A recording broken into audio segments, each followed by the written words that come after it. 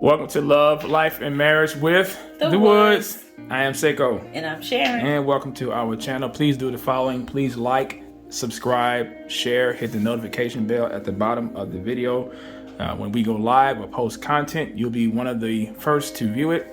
Also, if you'd like to support the ministry financially, you can do so as well through the donation links there posted at the bottom of the screen. If you'd like to email me or my wife, particularly you ladies, especially if this information and the content in these videos have been a blessing to you and you would like to send a word of encouragement or to get information or advice or counsel as well, email address and information is there for your viewing and for your resources. So we are in part 4 now, dear. We just touched a little bit. We're tracking a little bit. We don't know how many of these videos we're going to do. Whenever my wife is done sharing her story, because this is something that has been brewing, I believe, in my wife's soul for quite some time, and so we are finally here. Again, for those who may not know, dear, what really, what was the tipping point for you to cause you to go ahead and just, come forward with this? Well, I think I mentioned it at the beginning of our series. Yep. Just listening to and seeing how these women follow Marcus Rogers. It just brought back all of the emotions and the thoughts of the control and, how you just blindly follow somebody, regardless of what they do, regardless of how they treat you. They still feel dedicated and want to be dedicated and will talk about you bad if you say anything opposite of or anything bad about this particular person that they're following. Did you find yourself defending your ex-boyfriend? Oh yes, absolutely. Your boyfriend at the time. What were some things that was somebody was it toward people that would say things about him, or you just basically would just find yourself defending or excusing his behavior, whatever that was? Or can you give us any examples of what those things may have been? Yeah, because I don't want to say that his friends never really said anything to me, but my friends began to notice something. They did? With me, yeah. And my close friends, that is. One of them never said anything, but one did. And I want to say even near the beginning of it, there was tension between the two of them because she would tell him things because, this particular person was very bold. So she would tell him things and I would try to defend him to her. Okay. And then when I was older, I did the same thing to my other friends. They were co-workers of mine, but they were also friends of mine that I hung out with. They would ask me questions about, why do you have to leave to go over there? Or why does he always have your car? Why is he late picking you up? Oh my gosh. That happened often. Really? I worked across the street from a Wendy's. And there were many a time that I had to go across the street to Wendy's to wait for him to get to pick me up. In your car? Bank closed. Yes, in my car. No explanation, no excuse, no nothing. And I ain't had no cell phone back then. Right. So I just had to wait. And that happened too many times to number, actually. Really? So I would just sit there and wait. And those were my customers over there. Yeah. So yeah. Would your customers just ask you sometime like, hey Sharon, what you doing here? I mean, they just? I would just say I'm just waiting to be picked up. Wow. That's all I would say. I would just leave it at that. I didn't say anything else. Would you say that you were happy? No. So why did you allow yourself to go through? I mean, how many years is this now of you being in a relationship of abuse? At that time, it had to have been. You started at 12 or 13, you said. Yeah, it had to have been 10 years then, because I was probably 22 or so. So 10 years of an abusive relationship. This is not your husband. At that point. At that point, this is not your husband. No. Was marriage ever mentioned? Oh, yes. Oh, really? Yes. Okay. It was mentioned later on in the relationship. And I remember an incident where he told me we were going to get married. And I said, okay. And he had me call my mother and tell her, because he wanted to know how she was going to react. And I called my mom at his house, from his house. And I said, hey, Mom, guess what? And she was like, what? And I said, I'm getting married. And she was like, oh, okay. To who? And she knew who at the time, but she was being, sarcastic. Wow. And she didn't congratulate me. She didn't say, oh, that's wonderful. None of that. She was like, okay, we'll talk about it when you get home. Wow. And that was the end of that. What about your dad? My dad, my dad was like, So did you tell him that too? Yeah. But he was not, I think he knew that it wasn't going to happen. Okay. And if it did happen, they were not going to support me. So did he propose, or he just said we getting married? He just said we're getting married. There was no romantic, And needless to say, you didn't say no, we're not. No. Okay. No. Do you know if the other girl was proposed to or propositioned? I have no idea if he actually actually asked her. But I do know that he bought her a ring. But he bought it with her money. And I was jealous because her ring was prettier than the one that I had. So you bought your ring though too? Yeah, but I bought it technically. Okay. But mine just had 2 little diamonds in it. Hers was like a carat. It was a nice size diamond ring. Did you make an excuse for him did you make any excuses for that part? You said you was always defending him in his foolishness and things like that. So did you excuse that away in your mind? In my head, yes. What did you think? What was it that you thought? At least I'm still with him. Wow. Yeah. So that mentality, and again, I'm a man, so I can't put myself in the mentality of a woman. But so are you saying that women who go through this type of gaslighting, and I know you didn't know what that word meant during that time, most people did not, but that type of mental, abuse and the gaslighting, that is a real thing. Yeah, it is. Definitely, it's a real thing. And so how did you go 10 years plus justifying that kind of mistreatment and abuse? Because in my mind, I really thought that he loved me. I really thought that he cared about me. He would do little things to make you think that he cared about you. One of the things that I can recall clearly was when we had a really, really bad flood. And I was at his house. And I left to go home because I knew it was flooding. Yeah. And so I left. I was heading home, and if you know the direction, think about Lockwood and crossing under 610. That Whataburger that sits over there. Yeah. I ended up having to go there because I couldn't get down Lockwood anymore. Right. It was just too high. Yeah. And the water was too high. I don't even know how I made it to Whataburger. It was bad.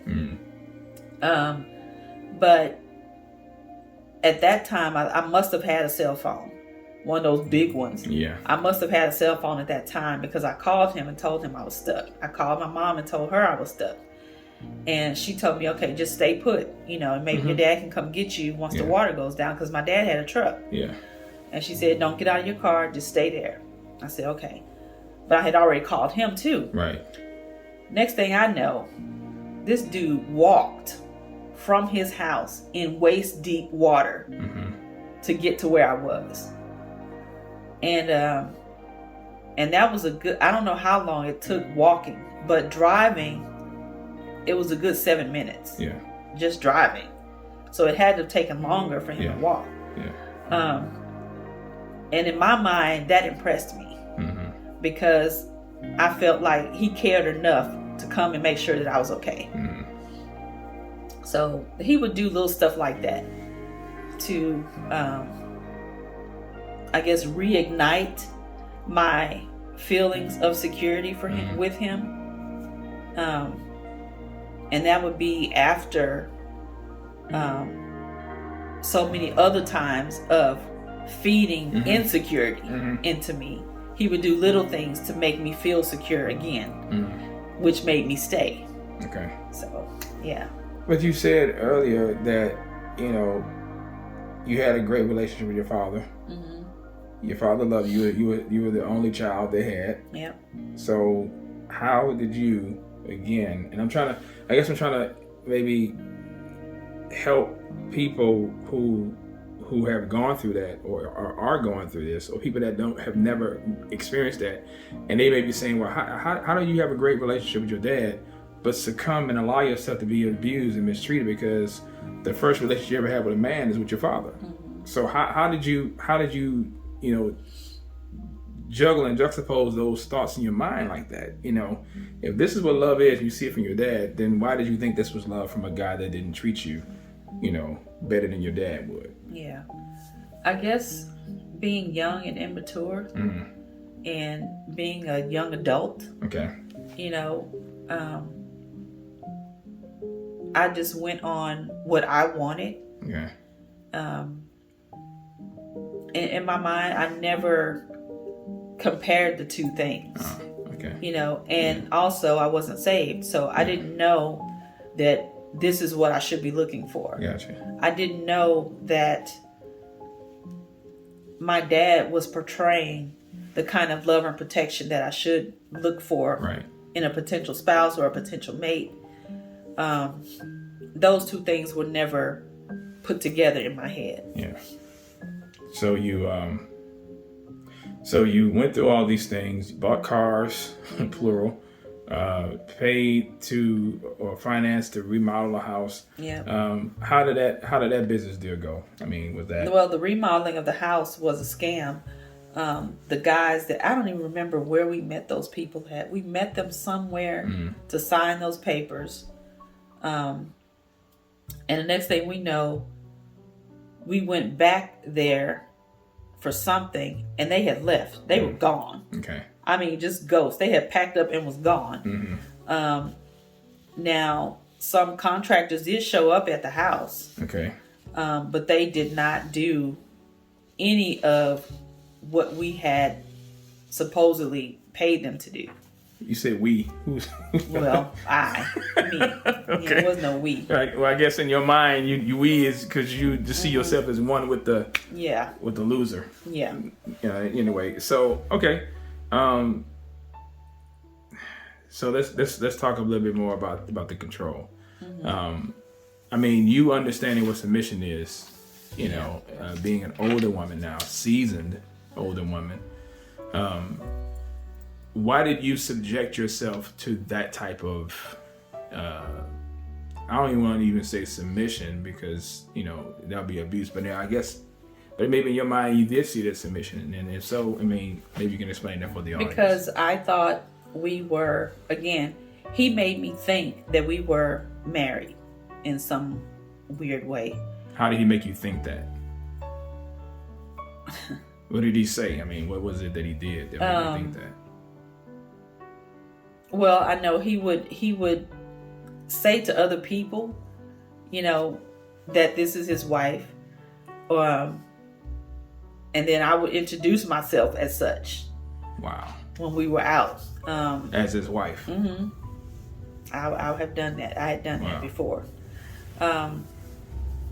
Yeah. So I guess my crazy self. So you submitted to him. I would say. You were forced to submit? Or did you willfully, joyfully submit? I would say kind of both and. Okay, why there both? were times when I just willingly did it, not knowing any better. Okay. And then there were times where I was forced to do it because, like I said, there was somebody else in the relationship. He convinced me that polygamy was okay. He convinced me that having somebody else was okay. He convinced you of that? Yes. He even showed me stuff in the Bible that made me think. He showed you, so he used scripture? Yes. Or misused scripture? Misused, yes. Okay. To have me think that was the norm. That was okay to have somebody else. Wow. So your understanding of the Bible, I guess, during that time wasn't anywhere close, remotely close to where it is today. No, not at all. Okay. And I think about, had I known then what I know now, would I have still allowed myself to succumb to such abuse? I would hope that I would not. I would hope that I would have seen all of these red flags and just turned and ran the other way. That's what I would hope that I would have done. And that's why I feel like it's so important for us to tell our girls, when you are looking for a mate, the first relationship should be the relationship between your father and your mother. To look at, how does your dad treat me? What do you see your dad doing to protect and provide and care for his wife and this household? When someone becomes controlling, when someone wants to know your every move and feels like you are doing something when they don't know your every move, that should be a red flag to you, to walk away. Which is why, again, we don't condone casual dating in this household. There's no need for you to get yourself emotionally attached to somebody who is not your spouse. No one should have that kind of control over you. There's no need for you to submit to someone to that level or to that degree that is not your spouse. And sometimes when I think about all the stuff that I did, it baffles me, because I'm like, I can't believe that I went through that and did that. But then I also know that I didn't go through all that just for myself. Yeah. I went through that so that I can share with other young ladies and young girls and women, and even some men who may be involved in such a relationship, and to know what to look out for and what to run away from. So you would say that based, what you have gone through, those have been bottom line deal breakers. If the older Sharon were to look back at the young Sharon, what would you have said to that young Sharon if you could have, like Marty McFly, and go back into time and just observe and see, that type of treatment? The first thing would have been, looks are not everything. Well, dang, I must be ugly. But he was light skinned. Shoot, he was light skinned. He played every instrument. I don't think I played with the trumpet when I was a kid. Oh my gosh. But anyway. Yeah, that was my light skin phase. I started liking dark chocolate later. Yeah, but trust me. And you know what? We're not gonna go into that one, ladies and gentlemen. All you gotta do is go to our videos, and you can see how we got together and the hoops I had to go through to catch this one. But anyway, continue. I would tell her, know who you are and knows whose you are. Know whose you are. You are under your parents' covering until you say I do. No man, no boy should be telling you to jump through hoops to be with him. And you definitely shouldn't be giving away the one precious gift that God gave to you to save for your husband, your virginity. Those are just a few of the things I would tell her. Do you think that if your parents would have told you to break off the relationship with this boy, that you would have done it? No. Why not? Because like I told you, I thought that he loved me. You know? And I really thought too, in some crazy way, that he wouldn't have made it without me.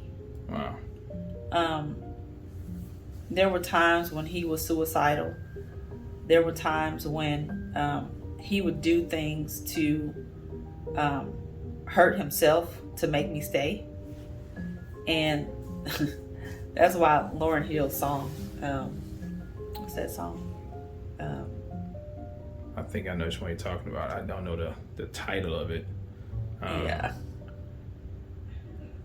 But yeah, that's the song I was talking about. Yeah. And every time I heard that song, that's what I thought about. Okay. I thought about that particular relationship. Because she clearly says, you know, one of the lines is, you do things to make me stay. Yeah. Every time I try to leave, you do things to make me stay. Gotcha. Yeah, so that's kind of how that went. One of the other things that happened in that crazy relationship is the second person in the relationship ended up getting pregnant. And she didn't tell me herself that she was pregnant. I found out that she was pregnant.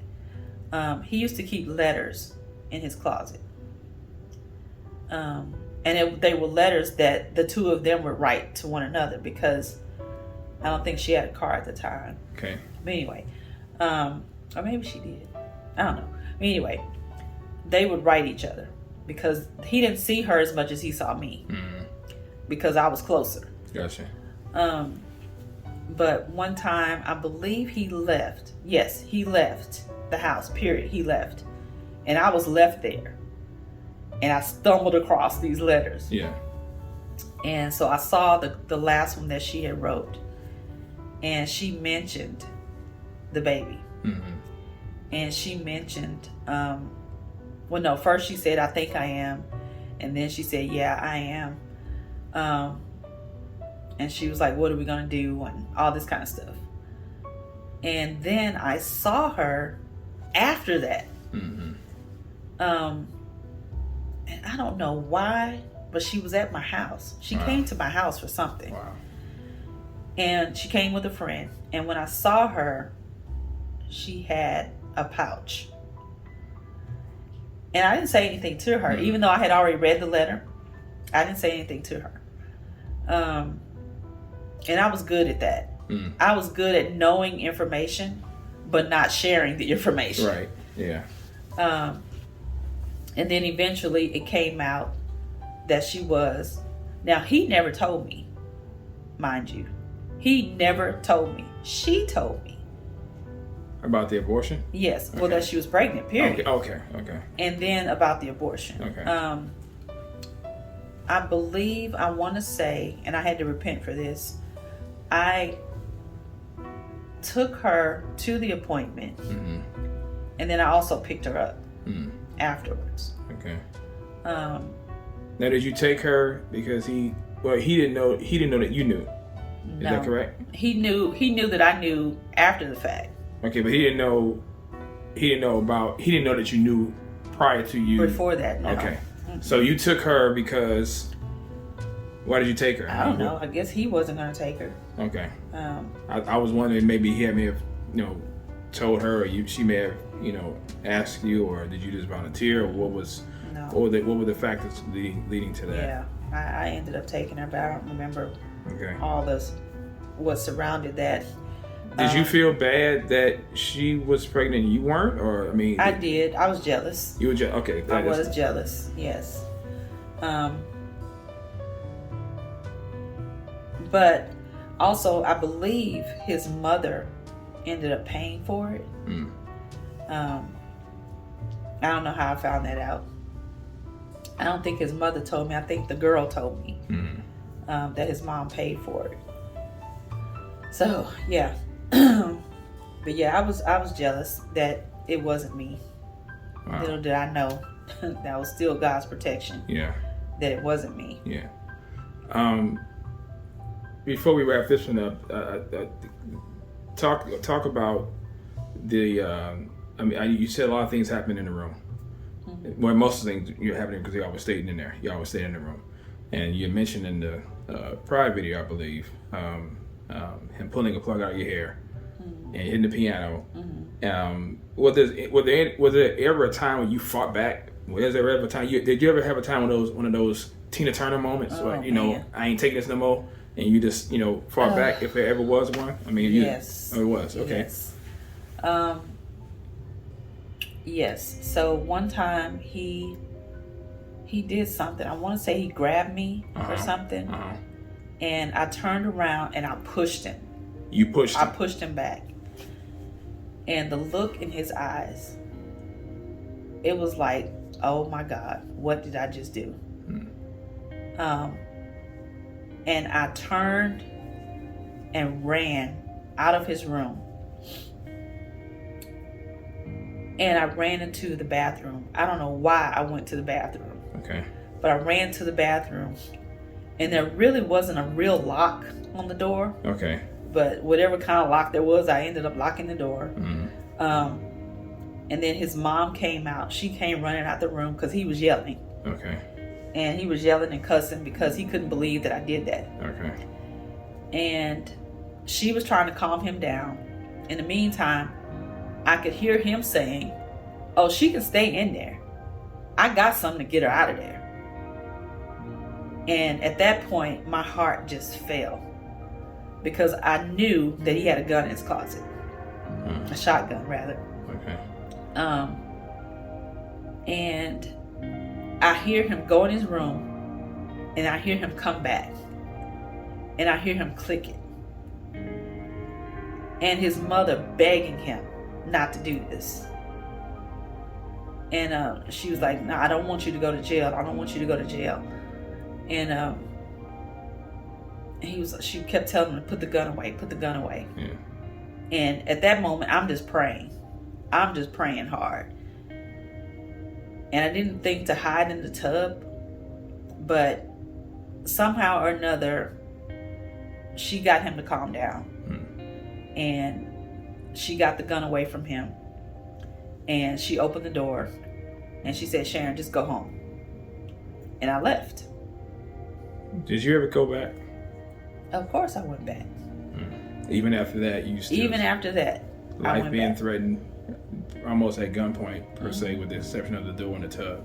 Yep. You still continue to stay. Yep. Wow. I don't remember how old I was at that point. But yeah, I went back.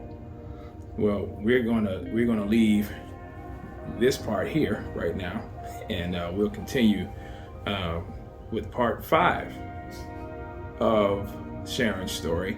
Of course, there's more.